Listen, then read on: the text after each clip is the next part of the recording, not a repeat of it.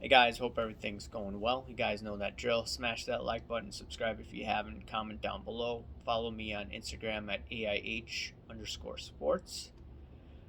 Alrighty, I have a few cards here I'm going to show you. And this is Tony La Russa, autographed with the Oakland A's. And this is Tony La Russa with the Chicago White Sox, autographed. They're both autoed.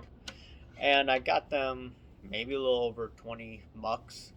In my opinion, these cards are not going to significantly fall down. There's not going to be too much of a depreciation of these cards, and I don't expect it to appreciate too much as well. Maybe a little move higher when the sports card season starts this year, or when the baseball season starts. I don't think it's gonna maybe 5-6x as some of the cards that I bought, but I'm not expecting that.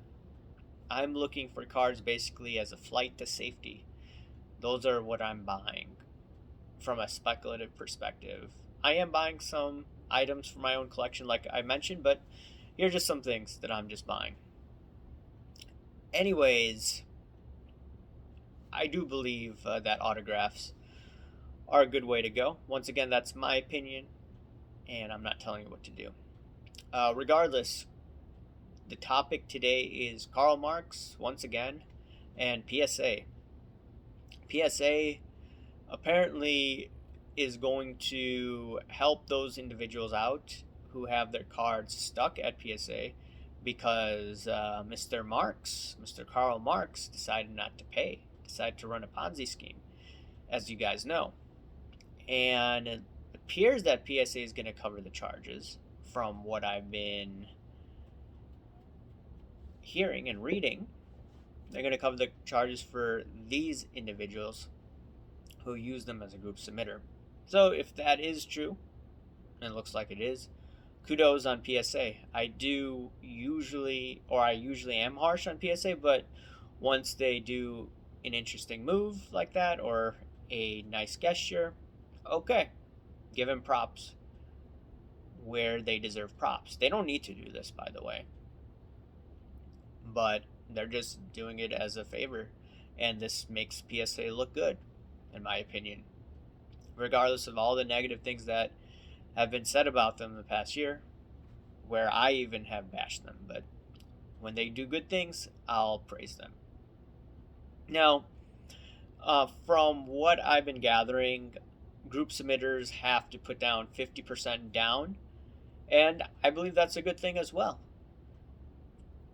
I would not send cards to a group submitter, and I've mentioned this before, because I could get my cards stuck at I could get my cards actually lost in the process. The more times you mail out items, the more likelihood that something's going to get lost. Now, the likelihood of that is pretty low, but there was this one group submitter that I mentioned in Europe that got cheap insurance, didn't negotiate with the underwriters properly, and had to pay a huge price.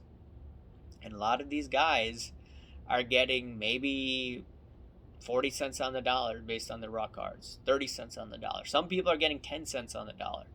It's pretty bad. And it's actually based on if it were graded. But regardless, it's not a good situation. And I think everyone who is using group submitters, you need to ask your group submitter, if the package gets lost, what type of insurance do you have? What type of negotiation do you have with your insurance company, insurance broker, etc.? And if you can't get sufficient answers, then I would think twice on sending it to a group submitter. That's just me, right? You guys can do whatever you want. Once again, I'd rather send the card to PSA, BGS, SGC, CSG, rather than go through a middleman who may then use a middleman. But now PSA is not allowing middlemen in all of this nonsense, which is a good thing, which is very good, because they probably wasted so much time dealing with Card Collector 2's mess, and Now they're demanding 50% upfront fee. So it's harder for these companies to run Ponzi schemes. Now, it is still possible for these companies to go bankrupt, but at the same time, PSA is not going to go through that same situation as they did. One thing that I would probably tell PSA to do is, if they're dealing with the group submitter, they may be doing this right now, make sure to get the information of the individuals who had sent the cards, or the information of who this card belongs to. And the reason is, if one of these companies goes bankrupt and there's poor record keeping, like there may have been with Karl Marx, it just becomes a headache. What I've seen is that PSA is asking individuals, and correct me if I'm wrong, PSA allegedly is asking people to contact them if they dealt with Mr. Marx. And if they need to provide all the information. Now, it's a headache for PSA to go through all those cards from Marx and try to pinpoint, okay, this card belongs to him, this card belongs to him. And now the question is, what if it's the same exact card? Whose card does it belong to? Or who does it belong to now? If you have multiple, for instance, Fleer 86 cards, and one of them is a PSA 4 and one's a PSA 7, who does it belong to? Now, that's a huge mess. And I'm not sure what Card Collector 2 did with PSA in determining which cards were his. But it's still a huge mess on PSA's end. So an individual could get their card back, but at the same time, it may not be their card. What if they get a card that's actually a higher grade, and that someone else gets screwed over and gets a lower grade card? Do they have pictures to verify which card is there? That is something interesting. If it's a numbered card, okay. I know I have a numbered Khabib card, so that is okay. People can say, okay, I have 158 out of 186. There you go. That's pretty good. But in terms of multiple cards, oh man, that's a huge mess.